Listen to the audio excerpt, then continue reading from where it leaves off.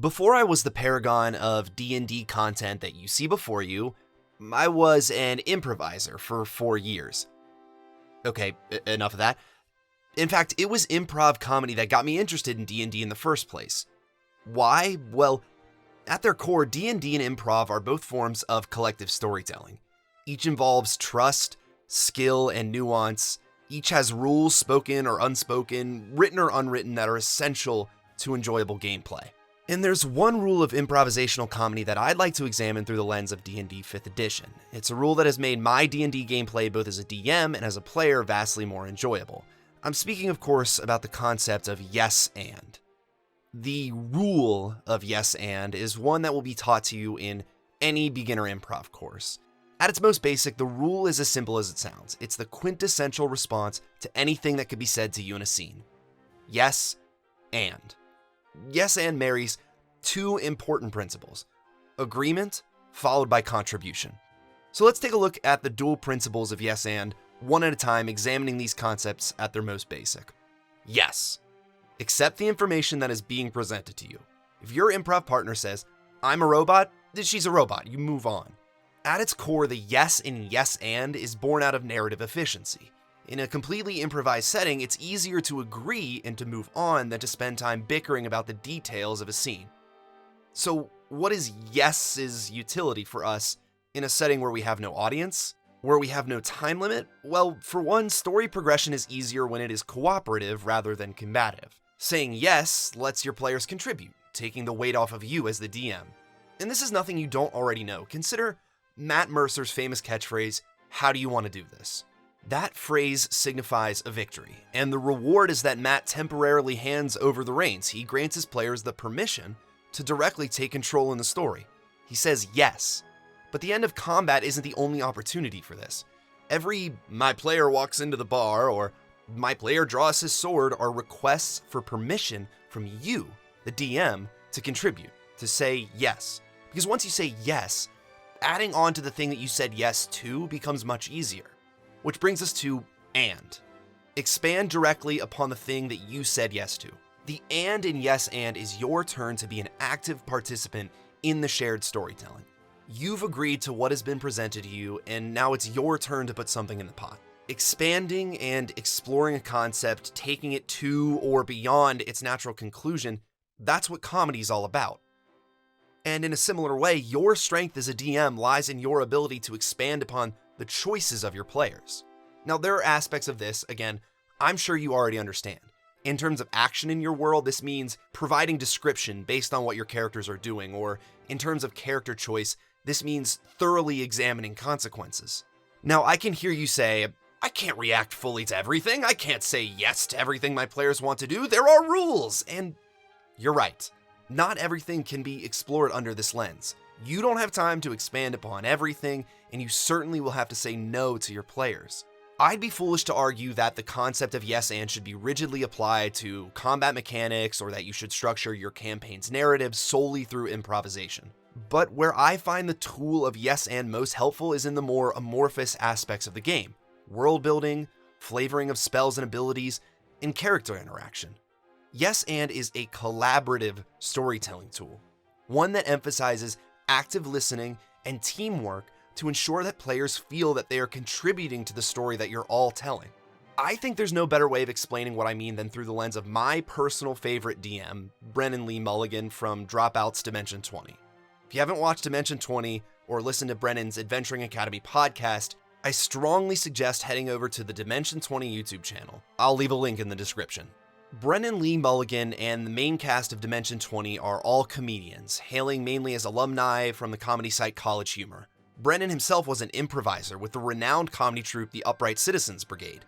Beyond that though, Brennan has been a Dungeons & Dragons DM since he was 12 years old. In my eyes, it's these dual backgrounds of comedy and D&D that make his DMing style a fitting for the point I'm trying to make here. So let's look at the concept of yes and in a concrete way, and in a more abstract way, to see how Brennan Mulligan works with the cast of Dimension 20 to enhance the flavor and world building within his games. And I'll say spoilers ahead for Fantasy High. It's Dimension 20's 5th edition game that takes place in like a John Hughes-esque high school world. Anyway, in Season 1 of Fantasy High, Kristen Appleby's, played by Allie Beardsley, is the group's cleric. At this point in the season, Kristen has had a spiritual falling out after meeting with her deity, Helio. With that crisis of faith, she's turned to the Book of World Religions and a newfound agnosticism. During a battle, Kristen goes to cast Spirit Guardians, leading Allie to ask this question. I have a question. My guardians show up as angelic, fae, or fiendish, depending on who I am. And I don't know who I am, so what do they look like? Allie has provided Brennan with an important piece of information here, one that, if you've seen the season, is integral to Kristen's character. I don't know who I am. Now, I think at this point, it'd be easier for Brennan to simply choose one of the options based on his interpretation of who Kristen is. Instead, he does this. You see that a group of phantasmal academic religious authors appear around you. You see there's sort of an older bearded dwarven guy, and there's like a sort of fashionable, eccentric looking older elven woman, and they hear like little tweed patches. It seems that in the light of our quest for freedom that we are condemned to eternally search. His fist goes through this elemental's head. It is the questions, not the answers, that make the thinker. That elemental looks badly hurt. This is insanely accurate. This, to me, is perfect. Instead of being bound to the options in the book, Brennan accepts and recognizes Kristen's agnostic nature as deserving of focus. He says yes and expands upon the concept. Now, if we accept the inherent agnosticism in Kristen's belief as a cleric, what would that mean for the appearance of her spirit guardians? The answer here, ghost philosophers. This clearly wasn't something that Brennan had planned, but look at the reaction around the table. Not only is the party enjoying the bit, we get to see a reflection of Kristen's character that otherwise might have been glossed over. While this doesn't have an impact numerically into the consequences of battle, the flavoring of the spell does have a tangible impact on the enjoyment of the party. Let's look at one more example that's a little more abstract. In the second season of Fantasy High, the characters begin episode 1 with a bit of an info dump. Figfaeth, the party's bard, played by Emily Axford, suggests bringing her band's tour bus on the adventure. Brennan, playing the principal of the Adventuring Academy, Arthur Eggfort, provides a warning. I remind you that the nations outside of Solace have not been exposed to our strange arcanotech.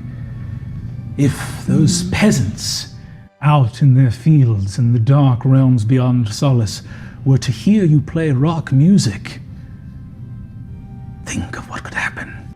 In response, Gorgug Thistlespring, the barbarian played by Zach Oyama, says this. I just feel like it's not that rock music's, I don't want to speak out of turn, but it just feels like a thing a grandparent would say, right? What? Just that. Gorgug, we're in a band together. No, that it's not that big of a deal. Yeah, I get what you're saying. Now, before I show Brennan's response, I want you to think about addition through emotion. Perhaps one less considered aspect of the and in yes and is examining the emotional weight behind a character choice. Let's say one of your PC says, I'm a warlock, in a crowded bar. Imagine the different emotional reactions your NPCs might have. Adding doesn't necessarily mean explaining, it can mean reacting. What you might add by agreeing that a statement like that was made is the reaction that fully incorporates the statement's emotional weight. Now, back to the video. Brennan has already established that rock music and the consequences of hearing it have serious implications.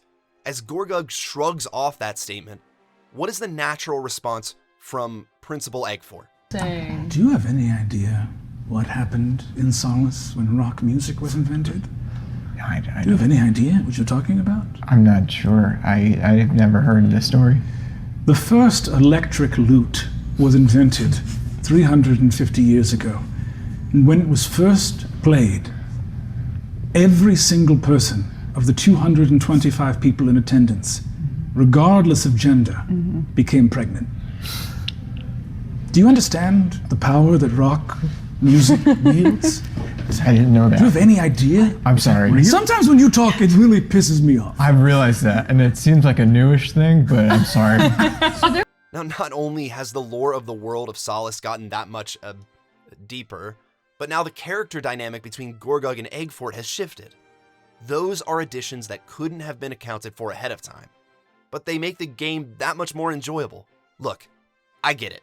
These are small moments, but to me anyway, it's these moments that make D&D more than just a group of players reacting to one DM's vision. DMing requires so much improv already, and it can be so easy to forget that you are sitting at a table with a group of people who want to help you, so let them. That to me is what D&D is all about. Again, this method is far more nuanced than what I can handle in a video of this length. Improvisers struggle for years with these concepts, but if you're looking for improv examples of yes and, I'd suggest Middleditch and Schwartz, which is now live on Netflix. Ben Schwartz and Thomas Middleditch are masters of the craft, and if you watch those specials under the view of this technique, I'm sure you'll find something to take away. Let me know what you guys like about the style of this video. If you have any questions or comments, leave them below. With that, I'll see y'all next time.